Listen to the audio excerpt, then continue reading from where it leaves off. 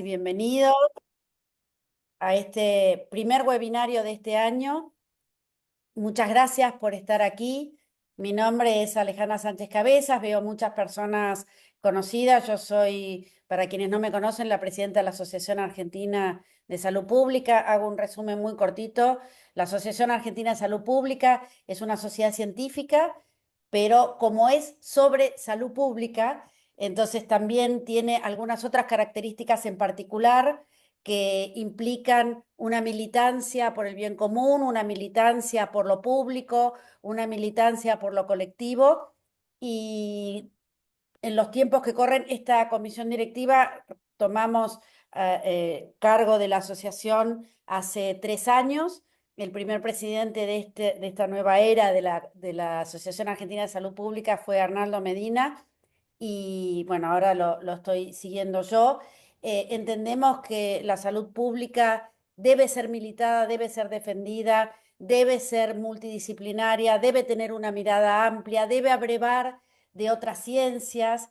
Como bien decía Virchow, ya en 1848, la salud pública, la salud es política en grandes palabras, y entendemos esto, no necesariamente partidaria, pero sí es política. Y en los tiempos que corren, tan difíciles y tan duros, queremos estar a la altura, dentro de lo posible, de los tiempos que corren y de lo que la historia requiere de nosotros y nosotras, y estamos pensando cotidianamente cómo estar a la altura, y una de las cuestiones que hacemos es promover estos espacios de pensamiento, de reflexión, de colectivo, de juntarnos, de armar un fogón al lado del fuego donde podamos parar, pensar y construir nuevos escenarios y nuevas esperanzas.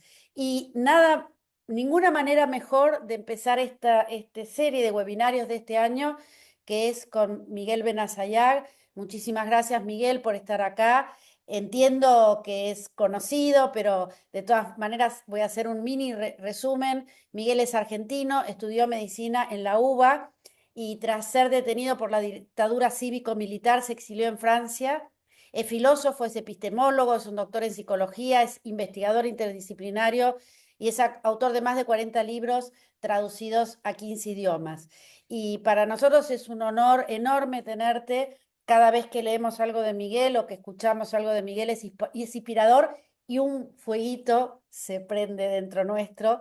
Así que muchísimas gracias, Miguel. Quiero decir que lo contacté, inmediatamente dijo que sí. Así que, bueno, para nosotros es muy importante. Y es empezar, entonces, bueno, el título lo elegiste vos. Contanos por qué Sí. el título de este webinario. Bueno, hola, ¿se escucha bien? ¿Está bueno el micrófono? Sí. Está perfecto, Miguel, sí. Bueno, mire, sinceramente les agradezco, no es formalidad, les agradezco esta invitación, me interesa muchísimo este tipo de diálogo, este tipo de redes y asociaciones como la de ustedes, ¿verdad? Porque creo efectivamente que estamos pasando un momento muy particular, y no solamente en el país, ¿no? Sino que estamos pasando un momento, bueno, histórico, un poco, acá aparecen un montón de cosas, no sé, disculpen.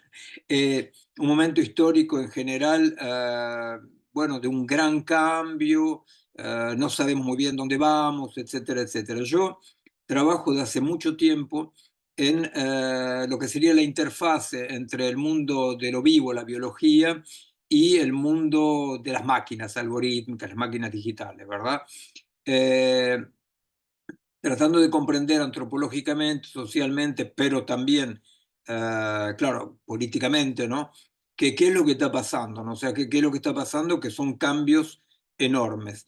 Entonces vamos a dialogar con Alejandra, habíamos elegido ese modo de intervención, pero yo voy a explicar por qué tomé esta frase de Heidegger, que bueno, no era muy simpático Heidegger, pero era muy interesante, ¿no? Eh, Heidegger, en una entrevista que da a ¿cómo se llama? La revista alemana, bueno, no me acuerdo ahora, eh, pide que esta entrevista salga post-mortem, o sea que fue publicada recién después del deceso de Heidegger, y en esta entrevista él va a decir esta frase que es ahora solamente un Dios podrá salvarnos, ¿no? Y él hace referencia efectivamente a la alta tecnología, a la amenaza nuclear, ¿no? Hace referencia a los cambios antropológicos, etcétera, etcétera, diciendo, bueno, qué es lo cómo podemos interpretar esta frase para empezar, ¿no? O sea, es lo que dice, bueno, el hombre de la modernidad, el hombre occidental, el hombre en el sentido cartesiano, ¿no? El hombre, ¿no? Ese que piensa el mundo de manera colonial, ¿no? O sea, como el dispositivo cartesiano, o sea, teníamos que el hombre tenía que transformarse en amo y posesor de la naturaleza y del mundo, ¿verdad? Este hombre viril, conquistador, etcétera, que aparece en la imagen del ingeniero, problema, solución, ¿no? Y todo lo que está en el medio hay o que aplastarlo o evitarlo, etcétera. Bueno, ese hombre es el hombre que produjo un montón de cosas, no se puede evaluar de manera simplista toda una época, pero bueno, produjo un montón de cosas, pero también ese modo de producción del mundo y del hombre, de coproducción diríamos, trajo lo que se conoce como la crisis del antropoceno, ¿verdad? Esa crisis del antropoceno es una crisis donde en realidad lo que pasa es que un modo de autoproducción del mundo, un modo de relación de lo vivo con el mundo, no va más, para decirlo así rápidamente, ¿verdad? Hay un no va más. O sea, no va más quiere decir que este modo de consumir, producir, relacionarse, educar, a partir de un cierto momento produce más destrucción que construcción. Es un ciclo, ¿verdad? O sea, la modernidad occidental nace poco después del año 1000, se calcula, ¿verdad? O sea, cuando se habla Abelardo, Loíza, el nominalismo, conoce un momento cúlmine con Galileo, etcétera, y una caída. Ese es el mundo colonial, occidental, patriarcal, como quieran llamarlo, pero también el mundo que produjo un montón de saberes, de arte, etcétera. Bueno, esa caída es la que en donde nosotros nos situamos para decir hay una crisis estructural y el síntoma más claro para no andar dando muchas vueltas es ese, es que efectivamente si se sigue actuando de la manera que se actuaba hasta ahí, la destrucción es mucho más grande que lo que se produce. Si quiere podemos dar ejemplos más tarde, pero bueno, o sea, no quiero ser muy largo. Entonces Heidegger va a decir, ahora solamente un Dios podrá salvarnos. O sea que dice, exit afuera el hombre de la modernidad, el hombre técnico, ¿no? El homo faber, ¿no? O sea, ese no podrá salvarnos porque ese hombre, ese modelo de ser humano, es el que también a la vez trajo el desastre. Bueno, nosotros decimos, pero un Dios podrá salvarnos. ¿Qué quiere decir eso? Quiere decir que tenemos que ponernos de rodillas y rezar, ¿verdad? Es cómico porque antes que Francisco el Papa se enferme, me invitó al Vaticano para hablar de esto con él, ¿no? Pero yo no tengo nada que ver con la enfermedad de él, yo charlamos nada más, ¿no? Y efectivamente yo le dije, cuando a la mañana está sobre YouTube, la encuentro, un encuentro así, tralala, pero a la tarde hablando con él le dije la frase esta, ¿no? Y se reía, claro, porque yo decía, solamente un Dios puede salvarnos. Yo decía, no se trata efectivamente de decir que Dios tiene que salvarnos. Se trata de decir que tenemos que buscar otro paradigma, otra relación con el mundo, otra relación con nosotros mismos, que no sea marcada por el antropocentrismo de ese modelo del hombre colonial occidental. Esa es la idea de poner el título este, diciendo, sí, de ahora en adelante no podemos contar más con el hombre occidental tal como lo conocimos, la figura del ingeniero, etcétera. Pero ¿qué quiere decir eso? No que tenemos que ponernos rodillas a rezar, sino que es muy importante repensar y reexplorar otro tipo de relaciones de la humanidad que se da cuenta con mucha sorpresa que no estábamos solos, ¿verdad? O sea, que no es que había los humanos y el resto puro mundo mecánico, como diría Descartes. Bueno, eso es un poco la explicación del título. A mí me parece que realmente no es solamente así un título para decir qué divertido, sino que hay una reflexión en disidencia con lo que dice Heidegger, pero partiendo del punto de que efectivamente la crisis es una crisis total. Entonces, una palabra nada más. Hoy en día hay dos vías. A partir de la crisis radical del Occidente hay dos vías. La vía mayoritaria es la vía tecnófila de Elon Musk, de la Silicon Valley, de los posthumanistas, discúlpeme, de los transhumanistas, posthumanistas, que apuntan todo a la tecnología. La tecnología va a arreglar todo, a tal punto que dicen la vida va a seguir sobre otra base, no biológica, ¿no? Ellos dicen, bueno, esa es la única vía. Es una vía única que nos transforma en funcionantes y que considera que la existencia es demasiado complicada, que hay que tratar de funcionar de más en más, etcétera. La otra vía minoritaria es esa que nosotros tenemos que buscar y explorar de manera múltiple, no como una vía sola, que es otra relación con el mundo, con nosotros y con el sentido de lo que estamos haciendo, ¿verdad?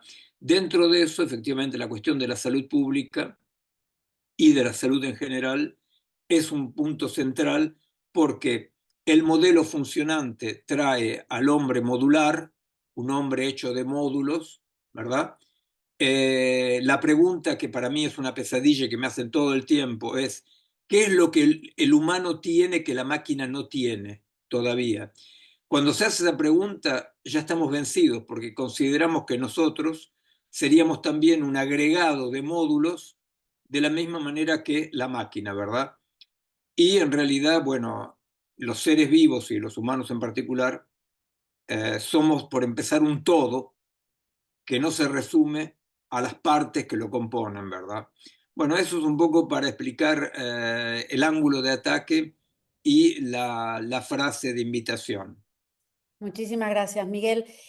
Bueno, como empezamos diciendo, estamos viviendo momentos muy duros. La semana pasada, y además aprovecho para hacer público nuestro rechazo a la tremenda represión que hubo a los jubilados y a los manifestantes, que no habíamos visto desde hace muchísimo tiempo y empeorada además por las manifestaciones posteriores de las autoridades.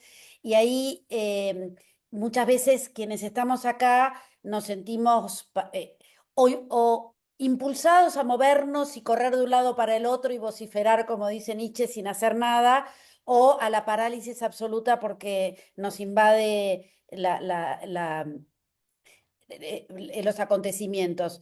En uno de tus libros, hablando de la mirada al mundo, vos decís que mira al mundo solo como escombros, solo como una tragedia y como algo que está en decadencia, participa de hacer de este mundo un campo de ruinas.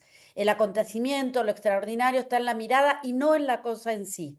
Me parece muy potente y vos después más tarde en el mismo libro afirmás, el acontecimiento está en la mirada, en la capacidad de volver a la potencia de los cuerpos. Me parece muy inspirador empezar con esta reflexión y querría que, bueno, ¿cómo llevarías esta reflexión a nuestro contexto actual? Que además nosotros tendemos a mirarlo en Argentina como si fuera nuestro pequeño mundo y esto es mucho más amplio. ¿Cuál es tu reflexión al respecto, Miguel? Bueno, les hago un pequeño paréntesis. En este momento, el colectivo Malgré Tout, el colectivo que yo fundé y que existe, con 450 jóvenes africanos indocumentados, están siendo atacados en un teatro que los jóvenes del colectivo ocupaban desde hace un año, ¿no? Los están desalojando a estos jóvenes. Bueno, es para decir simplemente que de maneras diferentes, ¿no? El programa político, ¿no? de los poderosos es que en este mundo hay sobrenumerarios, ¿no? Que sobra gente, ¿no? Y se acabó el programa de este programa es para todos, ¿no? O sea, estamos en un mundo donde la fuerza bruta aparece al desnudo, ¿no?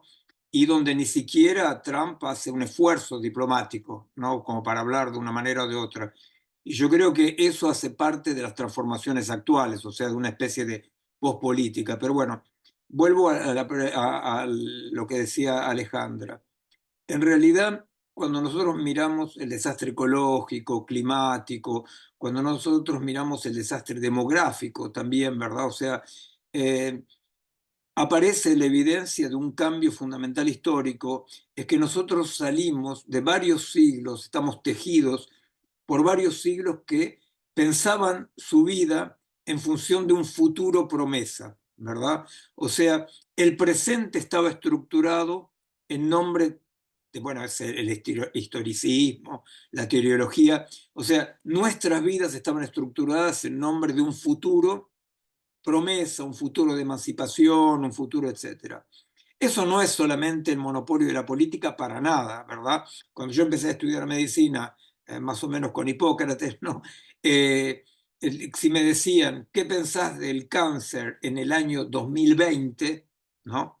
Decía, pero el cáncer va a estar en los museos de la medicina. Ustedes saben que hoy en día el cáncer aumenta de manera exponencial porque acompaña el desastre climático, ecológico, del sistema, las micropartículas, etcétera, etcétera. Bueno, entonces, en realidad, la idea de que el futuro era una promesa era lo que estructuraba realmente el conjunto de nuestro mito, nuestra forma de pensar y de actuar. En muy poco tiempo, para ser elaborado, ese futuro promesa se transformó en un futuro amenaza. No sabemos qué hacer, no sabemos de qué lado evitar el desastre, ¿verdad? O sea, si la gente de mi generación pensaba, cuando yo era joven, pensábamos, qué suerte va a tener mi nieto de vivir en ese mundo fantástico, hoy en día, cuando pensamos en qué mundo van a vivir nuestros nietos, nos asusta, ¿verdad? Nos asusta porque sinceramente no sabemos qué es lo que va a pasar. O sea, no va a haber agua potable para todos, no va a haber comida sana para todos, no va, bueno, en síntesis, todo lo que sabemos, ¿verdad? Y todos los gobiernos autoritarios que suben, porque claro, el miedo sube, más sube el miedo al futuro, más la gente busca un líder fuerte, duro, ¿no? Y más el líder es duro, fuerte y grosero, más adhesión trae, porque efectivamente el miedo provoca eso. Entonces, claro, cuando nosotros miramos el mundo, yo lo que veo en los investigadores que yo conozco, con los cuales trabajo, la gente tiene tendencia a hacer una especie de balance horrible, ven ruinas, ruinas por todas partes. Bueno, yo creo que ver ruinas y ver el desastre solamente pasivamente hace parte del desastre, hace parte del problema. O sea, nosotros hoy en día estamos convocados no a contar las ruinas, no a hacer un balance de lo que se está rompiendo, lo que va mal, sino lo que estamos convocados es a tratar de producir, inventar, crear una nueva manera de habitar nuestro mundo, nuestras sociedades, ¿verdad? O sea, salir de esa pasividad. Hay una depresión que provoca también una cierta posición estética. Hay un filósofo italiano bastante conocido, pero no lo quiero nombrar para no polemizar, que escribe que tenemos que desertar, que de ahora en adelante es la apocalipsis, la apocalipsis, ¿no? Bueno, bueno, yo creo realmente que no podemos darnos el lujo del pesimismo. Yo creo que el pesimismo es un lujo aristocrático que va hacia una estética de fin de mundo, que da un cierto sabor al presente. Y yo creo que eso es un lujo que no podemos darnos. Nosotros tenemos que estar, pero realmente, popularmente, del lado de la vida. ¿Se entiende? La cuestión es por dónde pasa, por dónde se protege la vida, por dónde se protege el pensamiento, la cultura, ¿verdad? Pero para eso hace falta una maniobra indispensable, que es una condición. Nosotros tenemos que ser capaces de poner entre paréntesis el futuro, ¿se entiende? Nosotros tenemos que aprender a pensar las razones del acto de manera inmanente, ¿se entiende? O sea, nosotros salimos de mucho, mucho tiempo, realmente estamos tejidos de eso, donde pensamos los actos que hacemos en nombre de un proyecto, la dicotomía medios-fines, ¿verdad? El fin justifica los medios, no los justifica. Bueno, todo lo que continúe en este dispositivo de un tiempo lineal, de lo que va a llegar, hace parte del problema. Es importante poder empezar teórica y prácticamente, sobre todo prácticamente, a reamigarnos con el presente.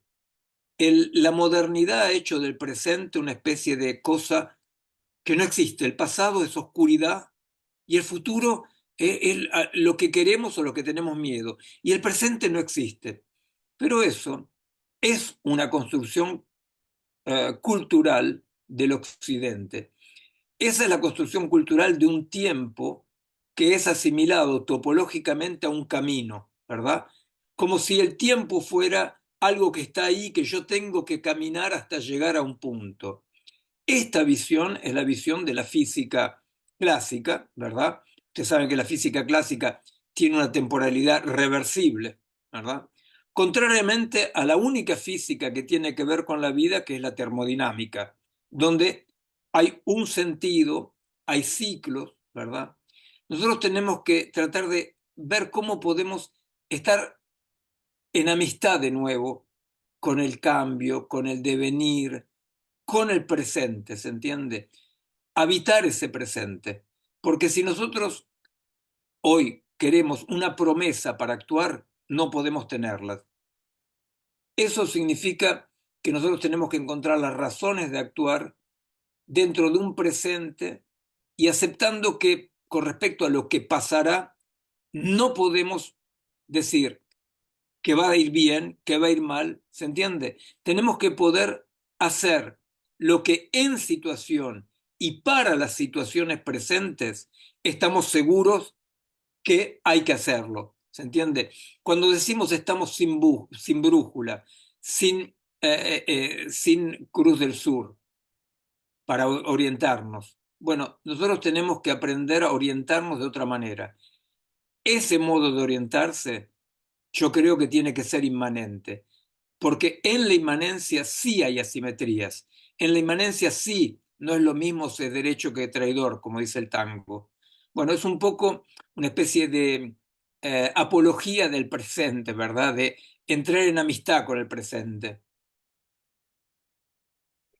Miguel, me encanta este concepto y voy a salir un poco de lo que tenía pensado, pero me parece que vos lo dijiste al principio, pero es algo que venís trabajando con eso y que lo decís en muchos de tus libros, tus publicaciones y tus entrevistas, la diferencia, y lo dijiste antes cuando hablabas de la máquina, la diferencia entre funcionar y existir o funcionar y vivir. Y me parece que eso encaja muy bien con anclar el presente. ¿Podrías ampliar un poquito más esa idea? Porque me parece que también es muy potente como para pensarnos sujetos de la Sí. acción.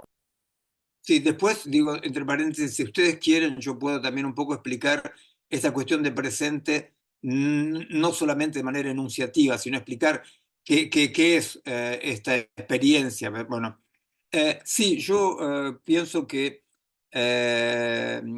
en nuestro mundo así colonizado por el algoritmo y por el mundo del funcionamiento, ¿no? Hay una estética del funcionamiento que hace que, ustedes saben, el funcionamiento se transforma en una especie de su propio fin. El funcionamiento tiene como objetivo funcionar, ¿no? Entonces, nosotros vemos poco a poco cómo de repente el funcionamiento coloniza las dimensiones más complejas, con partes negativas, más conflictuales de la existencia, ¿no? O sea, todo pasa como si en un mundo tan amenazante eh, no nos animamos mucho a existir, porque existir significa, ¿no? Dentro de toda la tradición fenomenológica, estar abiertos al presente, o sea, estar abiertos a la responsabilidad del presente. ¿No? Yo estoy convocado por el presente en la existencia. Y bueno, no es extraño que nuestros contemporáneos tengan muy poca gana de ser convocados a ese presente donde nos sentimos tan aplastados, porque como individuos no podemos nada, como individuos así solos no podemos nada. O sea, si nosotros ponemos de un lado las amenazas, los desafíos, y por otro lado ponemos el individuo, todo está perdido, efectivamente. Entonces, claro, es como si de repente a este mundo donde es difícil encontrar el sentido de los actos, es difícil reemplazar el historicismo, ustedes se imaginan, reemplazar el historicismo de Hegel, de Marx, mismo del positivismo, eran también historicistas, ¿verdad? Creían en el progreso. Es muy difícil reemplazar esta grilla de análisis, ¿se entiende esto desde un punto de vista epistemológico? No hay que subestimarlo. Es muy difícil reemplazar esta grilla de análisis que explicaba todos los actos del más individual al más social por otra grilla de análisis. Entonces, el funcionamiento viene perfecto, porque el funcionamiento elimina las cuestiones de sentido, elimina las cuestiones de por qué y para qué. Entonces empezamos a preguntarnos, ¿funciono bien o funciono mal? Nosotros vemos cómo inclusive dentro de la psicopatología hay una nueva demanda de la gente que piden al profesional de funcionar bien, ¿entiende? O sea, no, nadie bien, buscar el sentido, pero ¿por qué hago esto? ¿Por qué no se hace eso? ¿Verdad?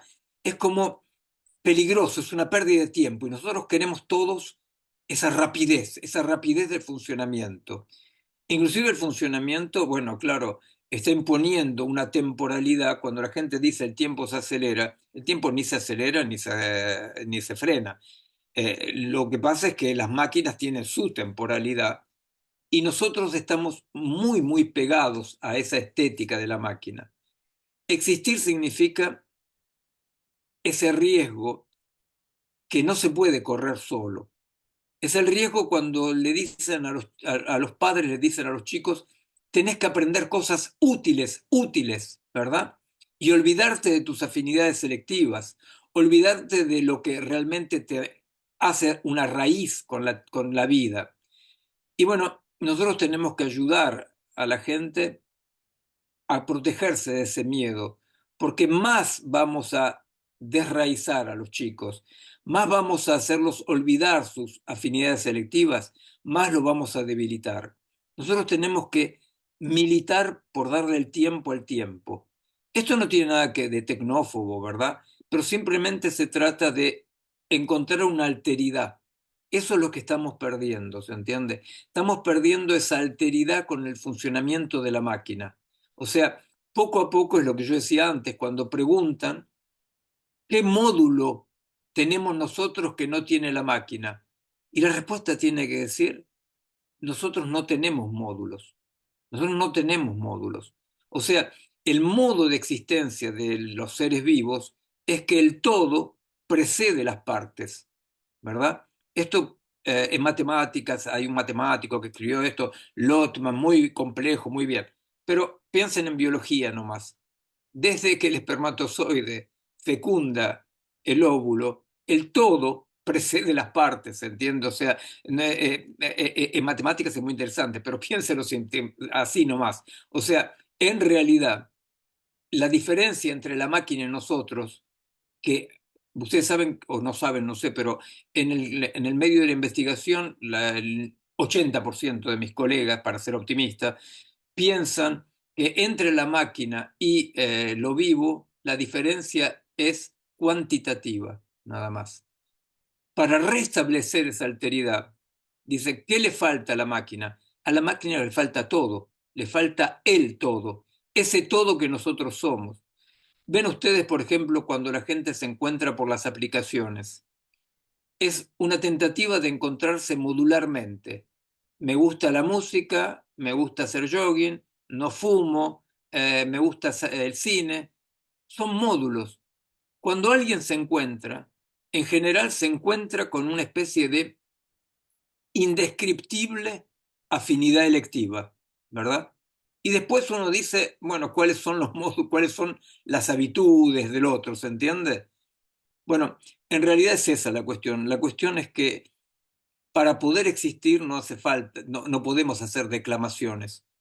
Hay que tratar de proteger esas experiencias de un existir que no se deje colonizar y aplastar por un puro funcionar, mismo si el funcionar es ansiolítico, ¿no? Bien, o sea que estaba, y va a enganchar muy bien con esta otra pregunta que tenía preparada para vos.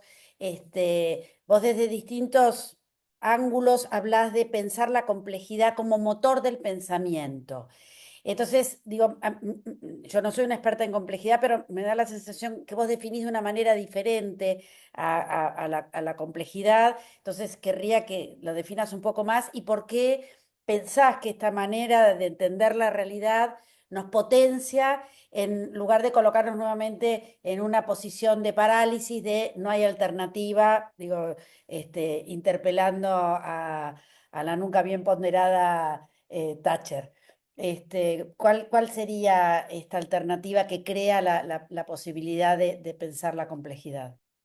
Bueno, primero, o sea, con respecto a la complejidad, yo doy acá en un seminario, ¿no?, sobre actuar y pensar en la complejidad, con el cual interviene así Edgar Morin. Y en realidad Edgar Morin está de acuerdo con eso, o sea, no es que yo desarrollé una línea particular de complejidad, ¿no? O sea, eh, se trata de pensar la complejidad como una realidad material objetiva, o sea, no como una teoría, sino decir la complejidad es el nombre de la emergencia de una nueva época, ¿no? Una época donde abandonamos una cierta linealidad del tiempo, donde podemos repensar, aparte que la humanidad hace parte de un espacio vectorial donde hay otros vectores, otras especies, otras realidades, ¿verdad? Salir del antropocentrismo, teniendo en cuenta que el antropocentrismo occidental no ponía al ser humano en el medio. El antropocentrismo es un dispositivo, ¿no?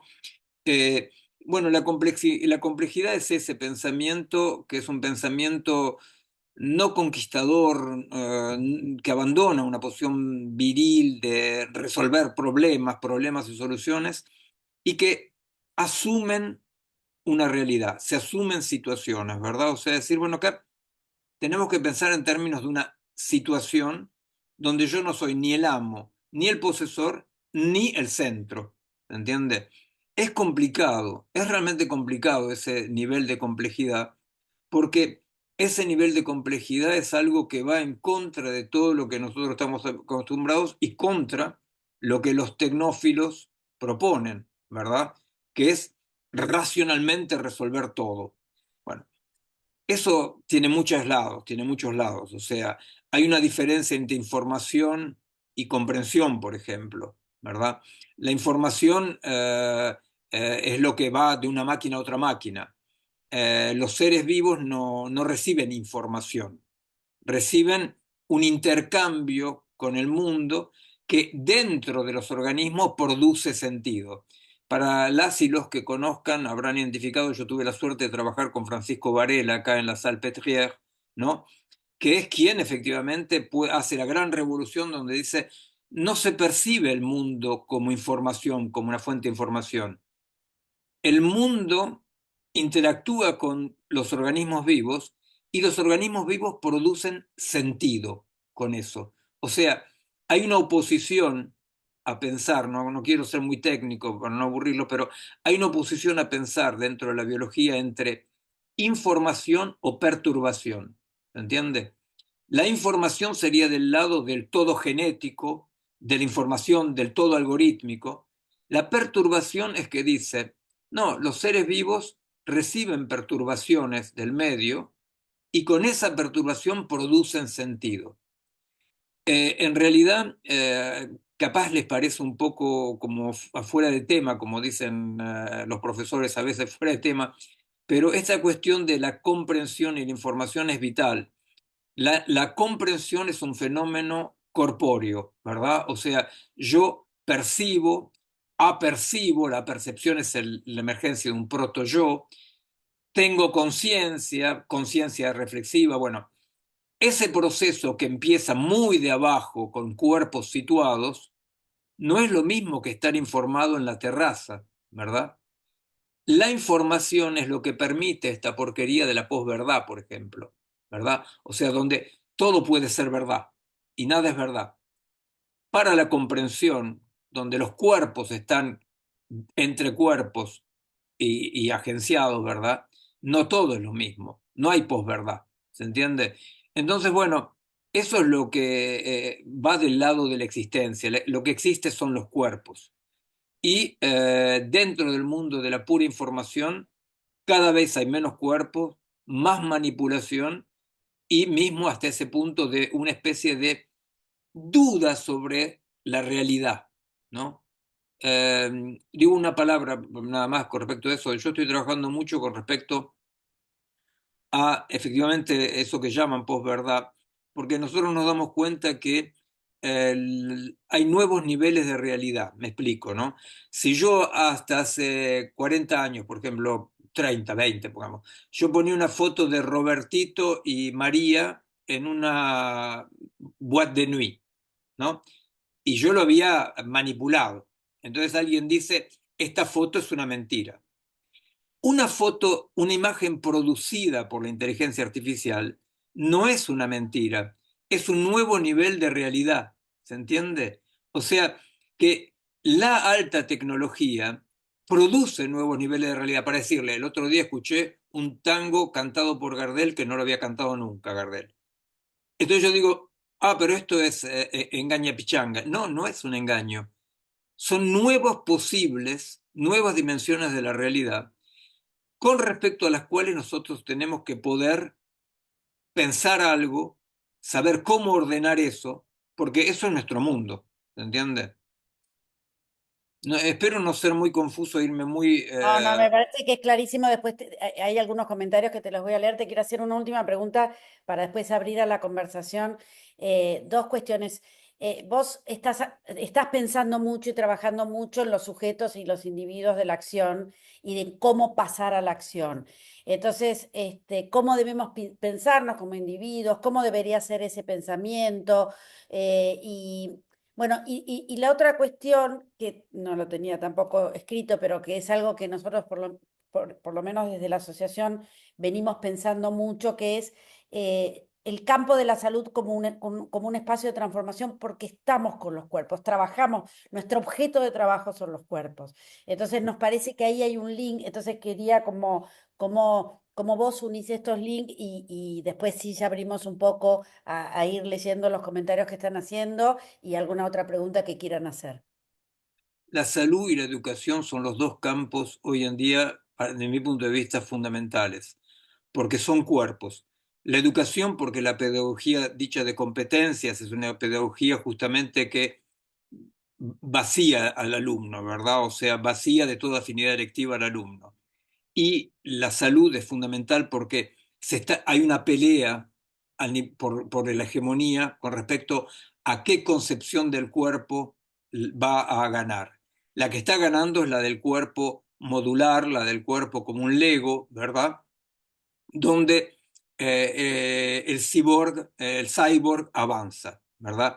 Nosotros somos todos ya un poco cyborg, no nos damos cuenta porque el fenotipo no cambia y estábamos acostumbrados en las películas de ciencia ficción a que un cyborg era alguien que tenía el fenotipo cambiado. Yo laburé mucho en las modificaciones cerebrales debido a la simple promiscuidad con las máquinas digitales, ¿no? Yo había laburado con el implante coclear y después quise laburar con interfaces no intrusivas, ¿no? Entonces, bueno, el GPS, bueno, todo lo que es eso, ¿no? Entonces nosotros nos estamos transformando en cyborg sin darnos cuenta por el simple fenómeno neurológico de delegación de funciones cerebrales. ¿Se entiende? O sea, la delegación de funciones cerebrales que por la rapidez no permite el mecanismo de regulación que es el reciclaje de las zonas liberadas, ¿no? O sea, el mecanismo es ese, o sea, delegación de funciones, reciclaje, eso, pero eso toma mucho tiempo el reciclaje. Nosotros estamos por ahora en una masiva delegación de funciones y transformándonos poquito a poco en cyborg a pesar nuestro. Entonces, ¿qué concepción del cuerpo tenemos, verdad? ¿De qué cuerpo estamos hablando, no? La importancia de los cuerpos, ¿verdad? Que un cuerpo no nos debe servir a funcionar, ¿verdad? La profunda inutilidad de la vida, ¿verdad? O sea, el objetivo de la vida es vivir, no es transitivo, ¿se entiende? La máquina es transitiva, la máquina sirve para.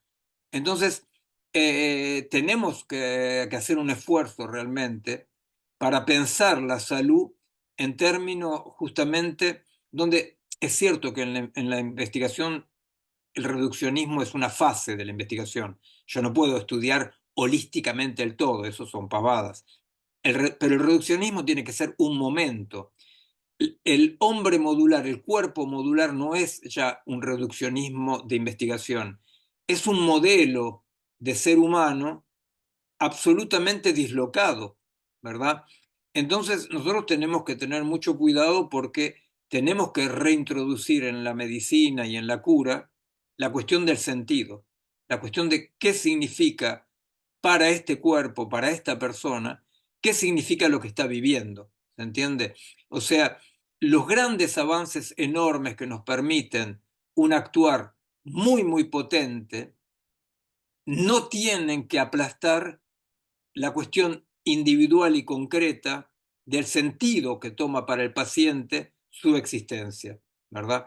Porque si no, nosotros con la medicina del biopoder y de la biopolítica estamos fascinados con la eficacia de esa medicina y no vemos que, bueno, que estamos perdiendo, pero ¿qué sentido tiene para la persona? Yo trabajé acá al principio de la cura paliativa, por ejemplo, ¿no? Y efectivamente en la cura paliativa poco a poco fue apareciendo los protocolos de la buena muerte, ¿no?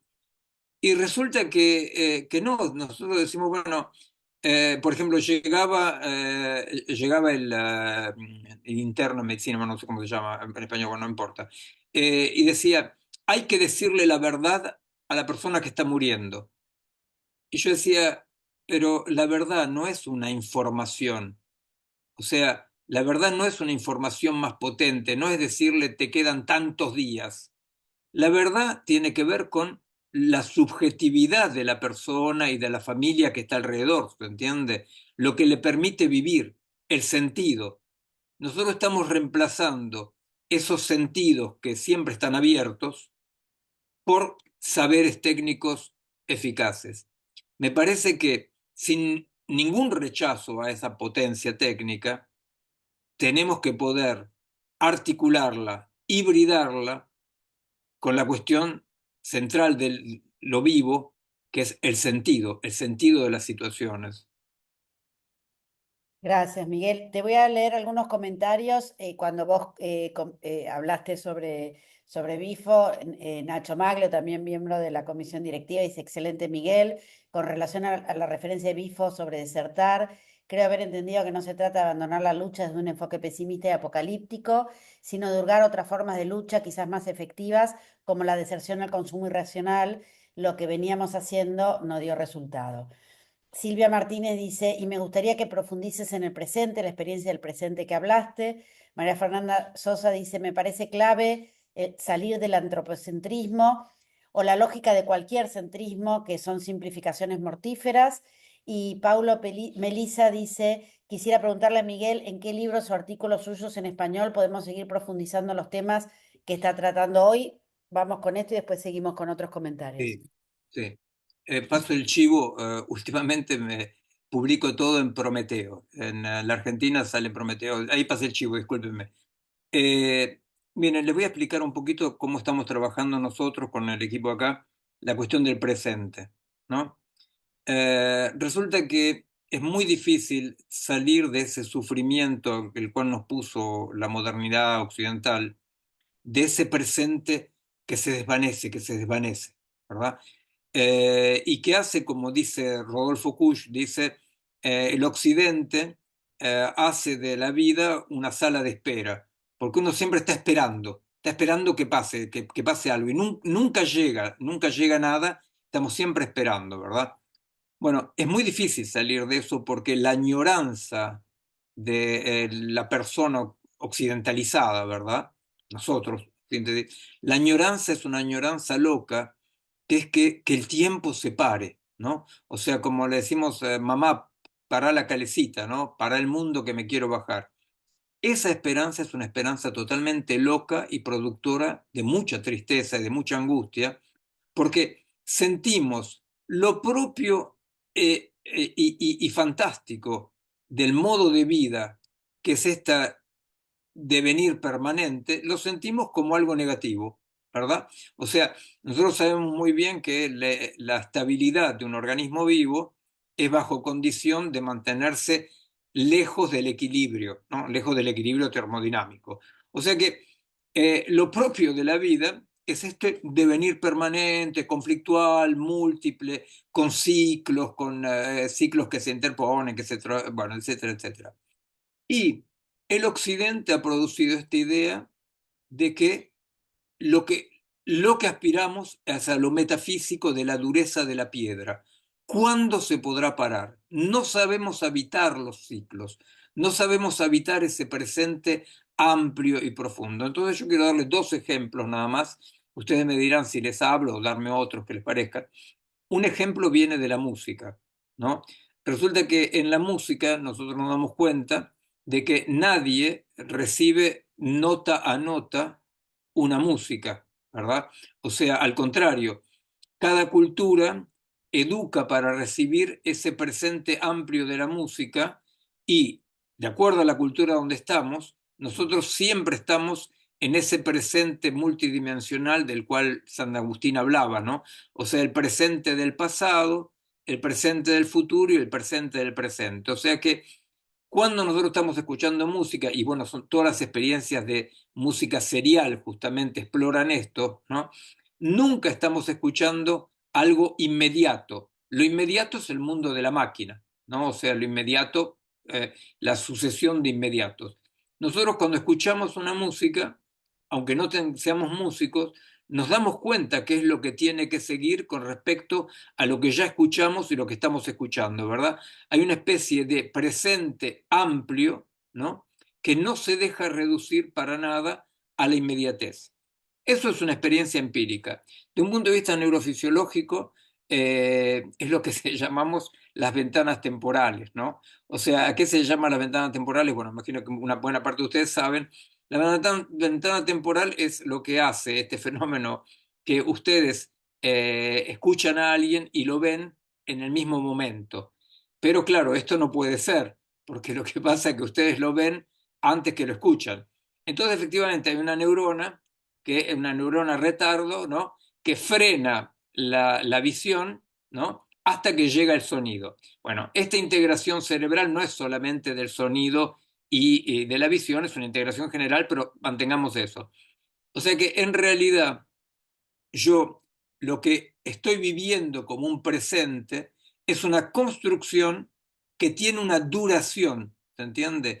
Esa duración no es para nada la instantaneidad que el Occidente nos enseñó a tener como percepción. Es una percepción culturalmente producida, pero que no va en el sentido de la experiencia real de nuestros cuerpos, ¿se entienden? O sea, lo que digo del montaje, visión, sonido, es así nomás, no hay ningún problema, se llama ventana temporal en neurología, pero es un pequeño detalle para explicar un poco cómo nosotros podemos comprender que el presente, lo que llamamos el presente, es una realidad mucho más amplia de lo que nuestra conciencia inmediata está acostumbrada a pensar como el presente que se va.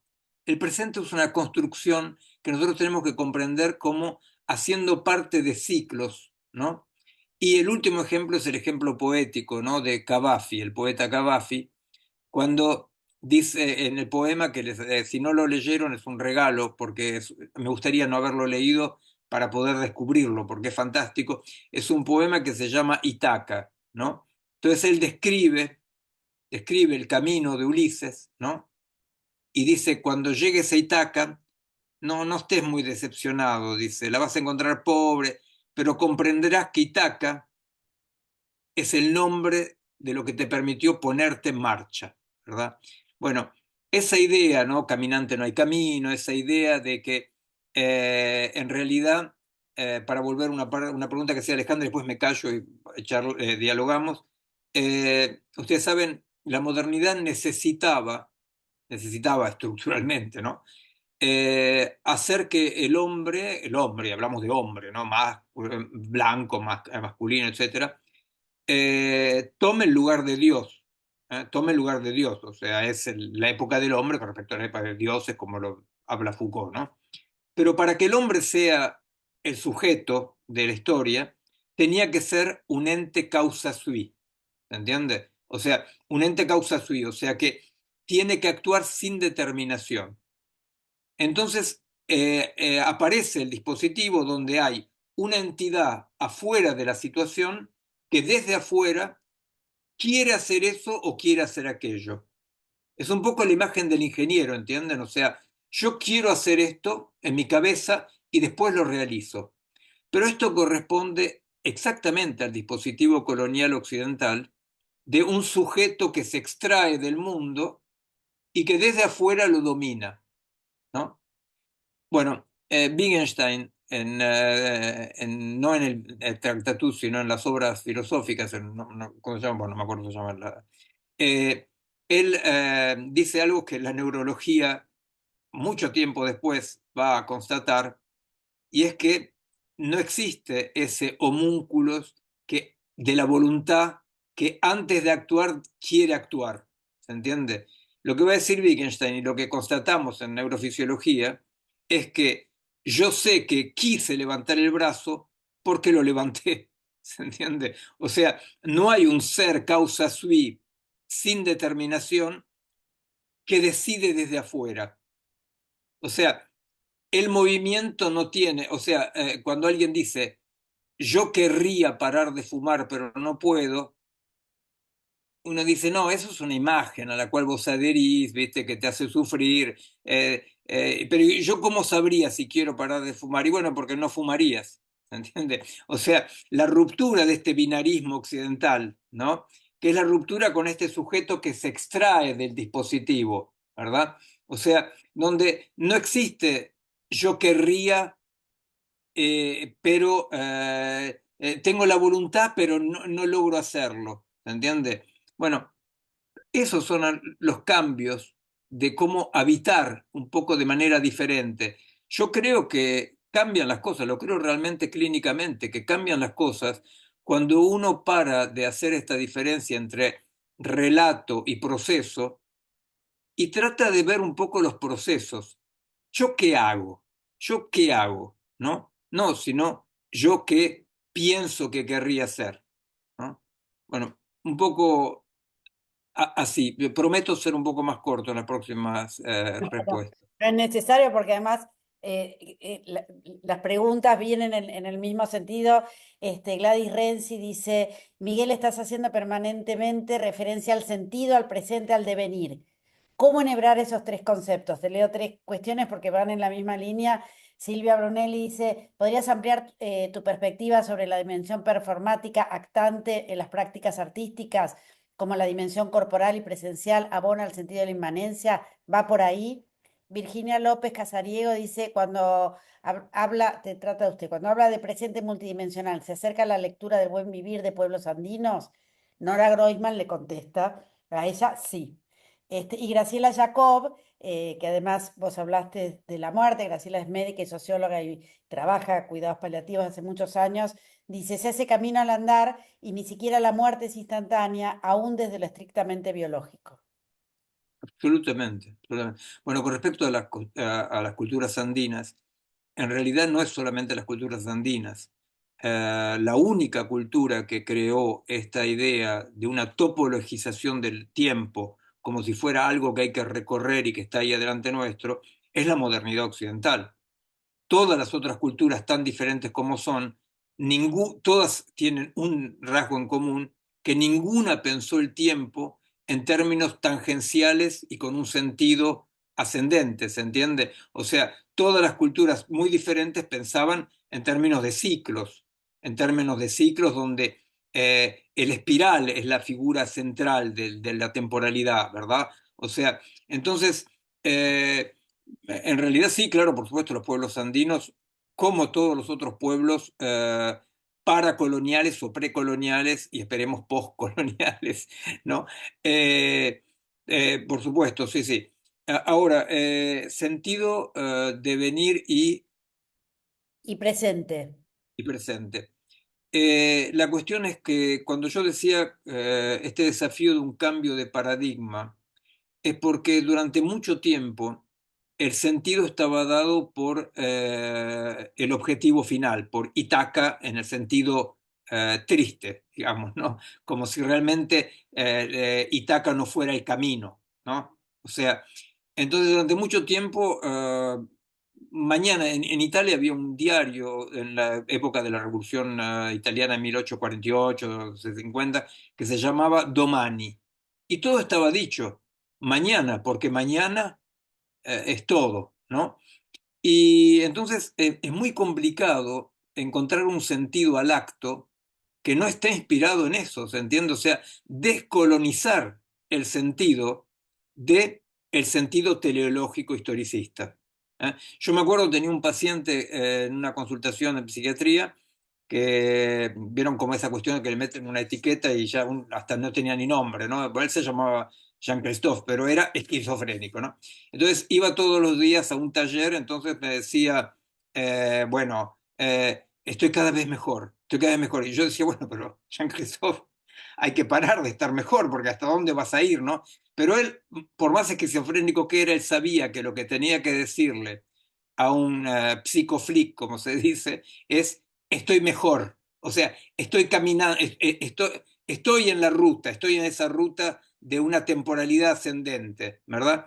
Y yo decía, es esquizofrénico, está totalmente en babia, no logra mucho juntar el mundo. ¿Por qué no lo dejan vivir? ¿Por qué no lo dejan vivir mejor, no? ¿Por qué no dejan tranquilo de existir, ahí existir, ¿verdad? Entonces, la cuestión del sentido de venir y presente es ese, cómo nosotros podemos encontrar un sentido inmanente a partir de las asimetrías situacionales. Las asimetrías situacionales, si me permiten ese jergón así, ¿no?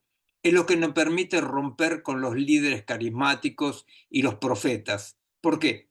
Porque yo en una situación, yo veo que no es lo mismo ser derecho que traidor.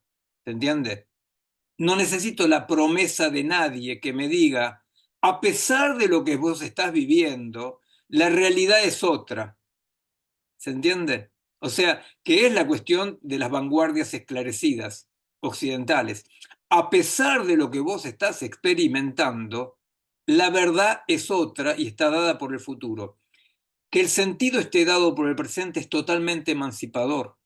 Es lo que libera la potencia de actuar. Porque yo actúo con respecto a algo que yo puedo constatar. No es lo mismo. Esta noche mismo, si me puedo permitir decir un pequeño cosa, nuestro colectivo, que es un colectivo de investigación científica, filosófica, pero práctica, hace un año que los jóvenes del colectivo Malgré Tout ocupan un teatro en París con 450 jóvenes africanos indocumentados. Los está echando la policía en este momento. Yo les pedí perdón, dije que tenía una reunión con amigos, que no podía fallar. Los está echando en este momento. Bueno, para los jóvenes que están ahí, no les hace falta ninguna promesa. Ellos dicen, estos 400 jóvenes africanos, que los echen o que los metan en esos campos de refugiados, ¿verdad? Que son como cárceles. No es lo mismo que solidariamente recibirlos. ¿Se entiende? No hace falta una promesa. Cuando vienen los politiqueros y dicen, pero vos qué pensás, que Francia tiene que recibir a todos los africanos, yo no pienso nada. Vos no pensamos nada. Constatamos que no es lo mismo que a estos jóvenes le den una patada en el culo o que los metan donde los van a meter, desgraciadamente, en estos campos, estos sí, son campos, ¿no? O sea, de prisioneros, ¿no? Que los van a meter mañana a los que no se logran escapar esta noche. Bueno, ¿se entiende? Situacionalmente no hace falta que nadie les explique. Al contrario, es la potencia de actuar. Cualquiera puede sentir. No es lo mismo. No es lo mismo. Entonces, el presente y el sentido es es en este sentido, se puede decirlo, eh, en esta acepción de decir, bueno, efectivamente, yo acepto ese devenir, el devenir que no es lo mismo que la teleología. El devenir quiere decir, por supuesto, que la vida es este presente amplio, este presente donde se mezcla, ¿verdad? Este presente donde el pasado está acá, ¿no? Son las obras de Proust, por ejemplo, ¿no? O sea, como el pasado está acá porque nosotros estamos esculpidos por el pasado. El pasado no hace falta evocarlo, el pasado está acá. Las y los que trabajan con enfermedades neurodegenerativas. Ustedes vieron el asunto ese que el otro está ahí. ¿Cómo no tiene más acceso al pasado? Está ahí, no tendrá acceso consciente al pasado, pero el pasado lo esculpió. Nosotros tenemos que encontrar cómo entrar en relación, ¿entiende?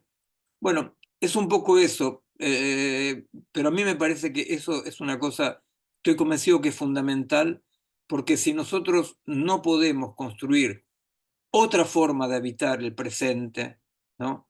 Y resistiendo a la inmediatez de la máquina, hay algo que va a ir en el sentido de la destrucción, ¿no? ¿Y por qué puede haber una alegría en este mundo? ¿Por qué podemos no mirar ruinas?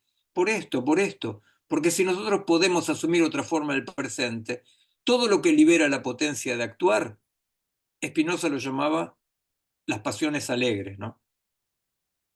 Bueno, muchísimas gracias, Miguel. Nos quedan muy poquitos minutitos. Quiero hacer algunos avisos. Decir que en eso estamos. Hay muchas personas acá que son de la asociación y hay muchas y muchos amigos y amigas. Y a quienes no están en la asociación, decirles que se asocien, que necesitamos de ustedes, que necesitamos la construcción de estos vínculos, de estos lazos, de este presente que efectivamente creemos que puede ser distinto y que se va a realizar y transformar en cada uno y cada una de nosotras. Termino con Laura que comenta, te escucho y pienso que tu propuesta es sumamente interesante y entiendo y pregunto, que nos lleva a repensar, explorar nuevas instituciones y nuevos modos de llevar adelante nuestras prácticas, nosotros implicadas, habitando. Y Marcela, también miembro de la comisión directiva, dice cómo lograr ese paso a la acción con quienes están cooptados, atrapados en la máquina, cómo liberar las pasiones alegres de Spinoza. La realidad es que no vamos a tener tiempo para todas estas respuestas, pero por suerte, porque eso implica que vamos a poder seguir esta conversación, como son las conversaciones, una cosa que empieza y no sabemos cuándo termina. Sí me gustaría invitarte a cómo te gustaría cerrar y también cómo empezaste, porque me acuerdo que fue en una conversación que tuvimos que el Papa te invitó a conversar con él. Y bueno, cuáles eran sus preocupaciones. Digo, ¿cómo te gustaría cerrar esta conversación? Agradecerte nuevamente muchísimo. Yo salgo mucho más contenta de lo que entré, mucho más vital de lo que entré, y así que eso quiero agradecerte y veo la cara de las personas que están aquí y está pasando lo mismo, así que, bueno, más Bueno, yo sabiendo voy que a digo tomar unos minutitos. Después quiero que terminar quieras, contando lo que quieras. el encuentro muy alegre con Francisco, ¿no?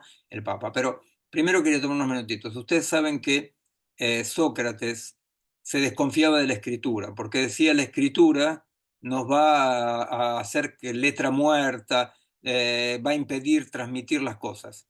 En realidad, 5.000 años más tarde de la invención de la escritura, nosotros nos damos cuenta que sabemos hacerle mula a la escritura. O sea, sabemos hacer que la escritura diga lo que no puede decir. O sea, la literatura, la poesía, ¿verdad? Hace pasar el inefable, ese inefable que Sócrates temía que no pase, sabemos hacerlo pasar a pesar de la escritura. O sea, no es cierto que la escritura es letra muerta, nosotros sabemos hacerle. Bueno, lo que yo sinceramente en este tipo de encuentros es que nosotros empezamos a saber hacerle mula al algoritmo. O sea, nosotros empezamos poco a poco también a saber cómo utilizar el algoritmo sin ser utilizados y formateados por el algoritmo, ¿verdad? Porque como toda posición tecnófaga es anacrónica, o sea, no se puede mirar el futuro con un retrovisor. La única opción de mi punto de vista es o una hibridación virtuosa, se habló de arte, no lo desarrollé, los artistas son especialistas en eso, ¿verdad? O nosotros vamos a hacer una hibridación virtuosa con la tecnología, o sea, donde la alteridad exista, o somos colonizados. No existe la posibilidad de decir no quiero la tecnología. Entonces, lo que tenemos que aprender es hacerle mula a la tecnología, como la humanidad hizo con la escritura, ¿verdad?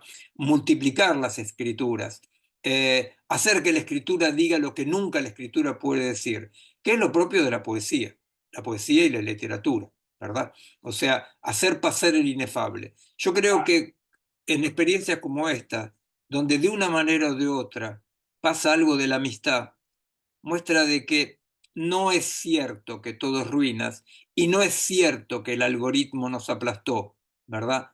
Queda en nuestra potencia encontrar cómo podemos hacerle mula al algoritmo, cómo podemos hacerle mula a la escritura, a la palabra, para que lo que es más profundo entre nosotros, lo que es prelingüístico, lo que viene del sentimiento, del cuerpo, pase a pesar de todo, ¿verdad? Así se llama nuestro colectivo, a pesar de todo. Pero quería terminar simplemente con el Francisco.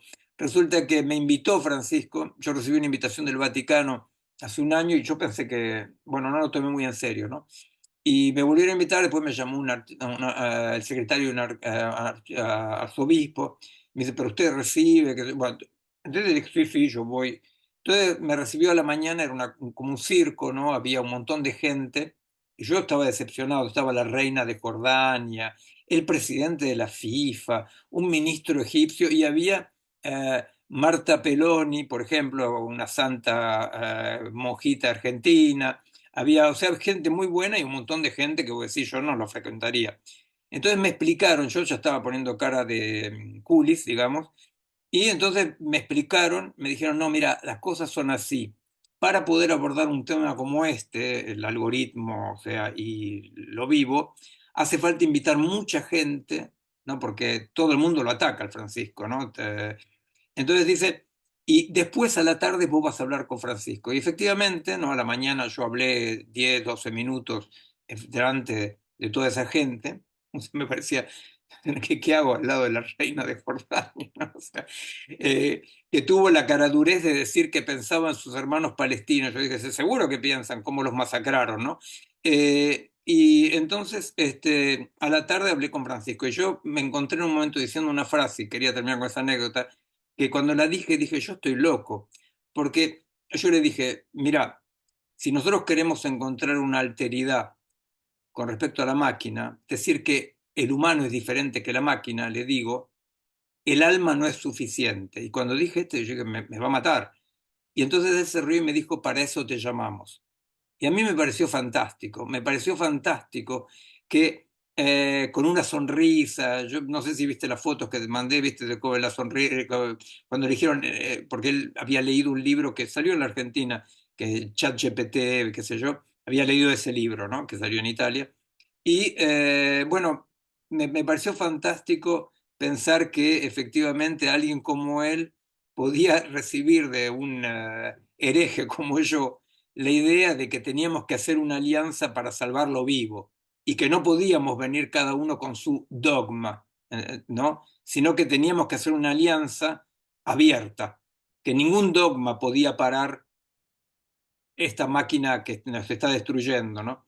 Y bueno, fue muy lindo, fue muy, muy lindo porque, bueno, me entusiasma como esta tarde, me entusiasma, o sea, pensar que acá estamos, ¿no? Acá estamos, ¿no?